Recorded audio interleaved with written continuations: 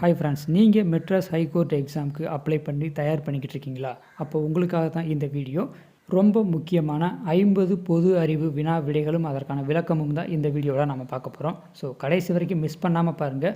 அதுக்கு முன்னாடி நம்ம சேனலை சப்ஸ்கிரைப் பண்ணிக்கோங்க. வாங்க வீடியோக்குள்ளே போகலாம். முதல் கேள்வி, இந்தியாவை இனங்களின் அருங்காட்சியகம் என்று கூறியவர் யார்? சரியான விடை V.A. ஸ்மித். ஜீராங் பறவைகள் பூங்கா எங்குள்ளது? சரியான விடை சிங்கப்பூர். இங்கே பெண் குயின்கள் 0 டிகிரி செல்சியஸ் வெப்பநிலையில் பராமரிக்கப்படுகிறது. அடுத்த கேள்வி, தேசிய அறிவியல் தினம் என்று கொண்டாடப்படுகிறது? சரியான விடை பிப்ரவரி 28. அடுத்த கேள்வி, பாமினி பேரரசை தோற்றுவித்தவர் யார்? சரியான விடை ஹசன் கங்கு. அடுத்த கேள்வி, கற்பகத்தரு என்று அழைக்கப்படும் மரம் எது? சரியான விடை பனைமரம். ஆறாவது கேள்வி, இந்தியாவின் ஏவுகணை மனிதர் யார்? சரியான விடை அப்துல் கலாம். அடுத்த கொஸ்டின், உலக சுற்றுச்சூழல் தினம் என்று கொண்டாடப்படுகிறது? சரியான விடை ஜூன் 5. கரிகாலனின் இயற்பெயர் என்ன? சரியான விடை வளவன். கருகிய காலை உடையவர், அதனால் கரிகாலன் என்று அழைக்கப்பட்டார். திருச்சி கல்லணையை கட்டியவர் இவர்தான். அடுத்த கொஸ்டின், முதல் புத்த சமய மாநாடு நடந்த இடம் எது? சரியான விடை ராஜகிருகம். அதேபோல் 2வது புத்த சமய மாநாடு வைசாலியில் நடந்தது. 3வது புத்த சமய மாநாடு பாடலிபுத்திரம். 4வது புத்த சமய மாநாடு காஷ்மீர். மனித இதயத்தை சுற்றியுள்ள உறை எது? சரியான விடை பெரிகார்டியம். இதில் டியூரா மேட்டர் அப்படிங்கிறது மூளையின் உறை, ஸ்கிலிரா அப்படிங்கிறது கண்ணின் விழி வெளிப்படலம், புளூரா அப்படிங்கிறது நுரையீரலின் உறை. மனாஸ் உயிர்கோள காப்பகம் அமைந்துள்ள மாநிலம் எது? சரியான விடை அசாம். அடுத்த கேள்வி, கடல் மட்டத்தில் பாதரச தம்பத்தின் அழுத்தம் எவ்வளவு? சரியான விடை 76 சென்டிமீட்டர். இந்தியாவின் முதுபெரும் மனிதர் என்று அழைக்கப்படுபவர் யார்? சரியான விடை தாதாபாய் நவ்ரோஜி. அடுத்த கேள்வி, அன்னி பெசன்ட் அம்மையார் எந்த நாட்டைச் சேர்ந்தவர்? இவர்தான் விடுதலை இயக்கத்தின் போது 1916 சென்னையில் தன்னாட்சி இயக்கத்தை தொடங்கியவர். நியூ இந்தியா என்ற பத்திரிகையும் நடத்தியவர். இவர் அயர்லாந்து நாட்டைச் சேர்ந்தவர். சோடியத்தின் அணு எண் எத்தனை? சரியான விடை 11. FCI food corporation of India, இந்திய உணவுக் கழகம் தோற்றுவிக்கப்பட்ட ஆண்டு? சரியான விடை 1965. ஆந்திர போஜர் என்று அழைக்கப்பட்டவர் யார்? சரியான விடை கிருஷ்ணதேவராயர். அடுத்த கேள்வி, வாகனங்கள் கடக்கும் தொலைவை கணக்கிட உதவும் கருவி எது? சரியான விடை ஓடோமீட்டர். பருப்பொருள்களில் உள்ள சிறிய துகளை பரமாணு என்று அழைத்தவர் யார்? சரியான விடை கனடா, அதாவது அணுவை பரமாணு என்று அழைத்தார். இந்திய தொல்லியல் துறை ஆர்கியாலஜிக்கல் சர்வே ஆஃப் இந்தியா தலைமையகம் எங்குள்ளது? சரியான விடை புதுடெல்லி. இது 1861 அமைக்கப்பட்டது. இரட்டைக்கோள்கள் எனப்படுபவை எவை? சரியான விடை வெள்ளி, புவி. அடுத்த கேள்வி, மனித மண்டையோடு எத்தனை எலும்புகளால் ஆனது? சரியான விடை 22. சதுப்பு நில வாயு எனப்படுவது எது? சரியான விடை மீத்தேன். அடுத்த கேள்வி, விசையின் அலகு? சரியான விடை நியூட்டன். மகாவீரர் பிறந்த இடம் எது? சரியான விடை குந்த கிராமம்.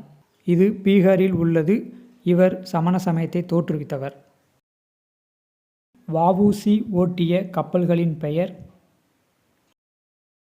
சரியான விடை காலியா லாவோ. கிரீன்விச் தீர்க்கக்கோடு எந்த நாட்டின் வழியே செல்கிறது? சரியான விடை இங்கிலாந்து. லண்டனுக்கு அருகே உள்ள ராயல் ஆய்வு மையத்தின் வழியாகத்தான் இந்த கிரீன்விச் தீர்க்கக்கோடு போகும். இதுதான் உலகின் திட்ட நேரம் ஆரம்பிக்கக்கூடிய இடம்.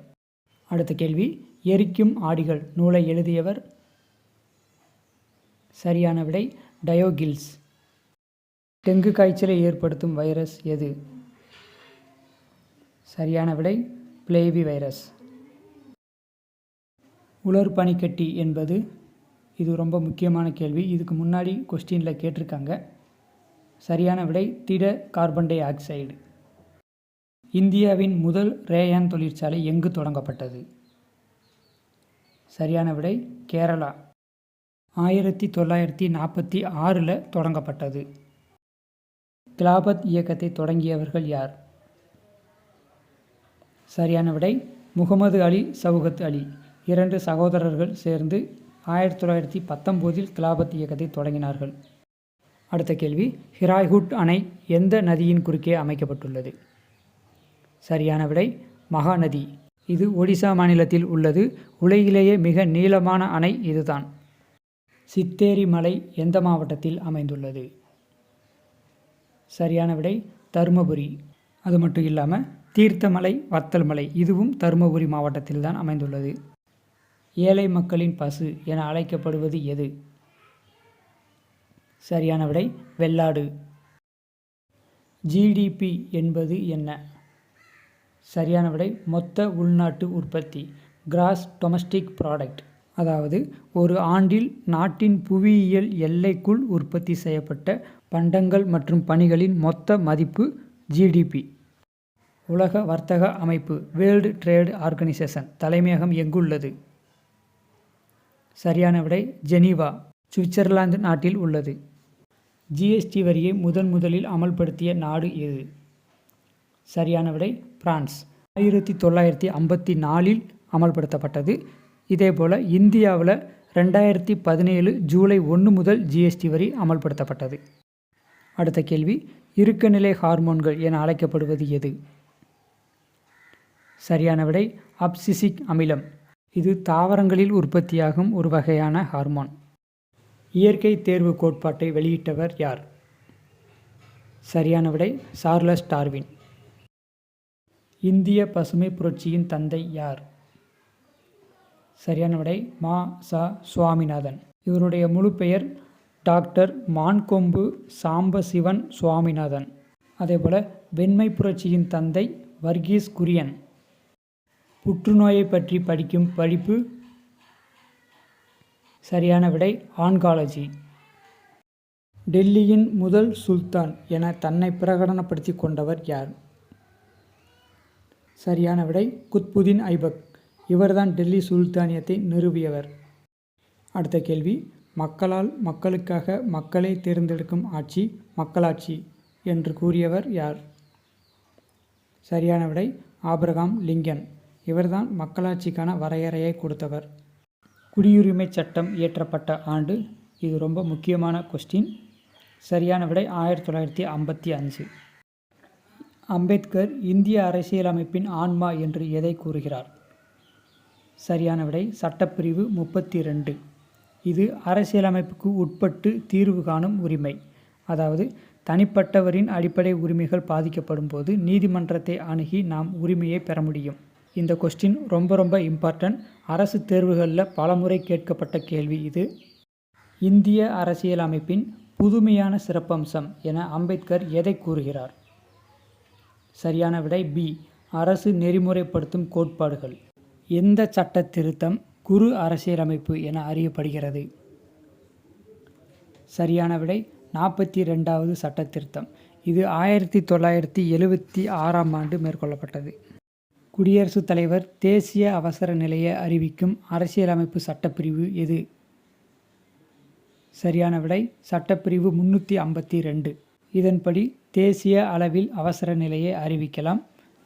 சட்டப்பிரிவு 356 படி மாநில அளவில் அவசர நிலையை அறிவிக்கலாம். சட்டப்பிரிவு 360 படி நிதி சார்ந்த அவசர நிலையை அறிவிக்கலாம். சட்டப்பிரிவு 368 அரசியலமைப்பு சட்ட திருத்தங்களை மேற்கொள்வதற்கான வழிமுறைகளை கூறுவது. அரசியலமைப்பு சட்டத்தின்படி தற்போது இந்திய குடிமக்களின் அடிப்படை கடமைகள் எத்தனை? சரியான விடை 11. ஆரம்பத்தில் 10 கடமைகள் தான் இருந்துச்சு. 2002 ஆண்டு 86வது அரசியலமைப்பு சட்ட திருத்தத்தின்படி 11வது அடிப்படை கடமை ஒன்று சேர்த்துருக்காங்க. அதன்படி 6 முதல் 14 வயது வரை உள்ள குழந்தைகள் அனைவருக்கும் கல்வி பெறும் வாய்ப்பினை ஏற்படுத்தி தர வேண்டும். ஓகே, இதுவரைக்கும் நாம் பார்த்த 50 கேள்விகளும் ரொம்ப முக்கியமானவை. உங்களுக்கான சிறப்பு கேள்வி, நீதிமன்ற வேலைக்கு நீங்கள் படிக்கிறீங்க அப்படின்னா கண்டிப்பாக தெரிந்து வைத்திருக்க வேண்டிய கேள்வி. இதற்கு கண்டிப்பாக நீங்கள் பதில் சொல்லணும். இந்த வீடியோ உங்களுக்கு பயனுள்ளதாக இருந்தால் லைக் பண்ணுங்கள், ஷேர் பண்ணுங்கள், சப்ஸ்கிரைப் பண்ணுங்கள். அடுத்து எந்த வீடியோ தேவை அப்படிங்கிறத கீழே கமெண்ட்டில் சொல்லுங்கள்.